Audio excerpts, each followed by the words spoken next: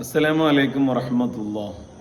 ഹബീബിന്റെ ഓർമ്മകൾക്ക് തന്നെ എന്തൊരു മധുരമാണ്.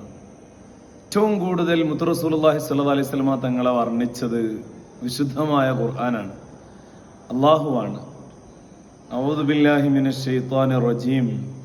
ലഖദ് ജാഅകും റസൂലും മിൻ അൻഫുസികും അസീസുൻ അലൈഹി മാ അനിത്തും ഹരീസുൻ അലൈക്കും ബിൽ മുഅ്മിനീന റഊഫുർ റഹീം. വിശുദ്ധമായ സൂറത്ത് തൗബയുടെ അവസാനത്തെ വചനങ്ങളാണിത്.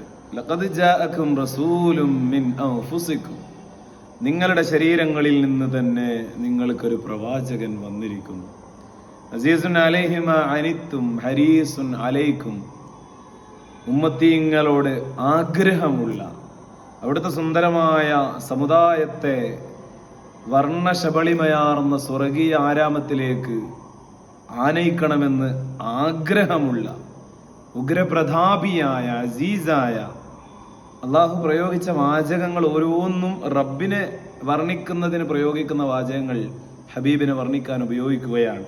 ഹരീസുൻ അലൈക്കും ബിൽ മുഅ്മിനീന റഊഫുർ റഹീം. ബിൽ മുഅ്മിനീന റഊഫുർ റഹീം, സത്യവിശ്വാസികളോട് കാരുണ്യമുള്ള, അലിവുള്ള, വാത്സല്യമുള്ള റസൂൽ സ്വല്ലല്ലാഹു അലൈഹി വസല്ലം.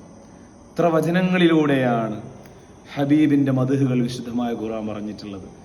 ഖുർആനിന്റെ ഓരോ വചനങ്ങളും നമ്മൾ പരിശോധിക്കുകയാണെങ്കിൽ അതിലൊക്കെയും മുത്ത് റസൂൽ സ്വല്ലല്ലാഹു അലൈഹി വസല്ലം തങ്ങളുടെ അനിയന്ത്രിതമായ മദ്ഹിന്റെ വചനങ്ങളെ നമ്മൾക്ക് മനസ്സിലാക്കാൻ പറ്റും.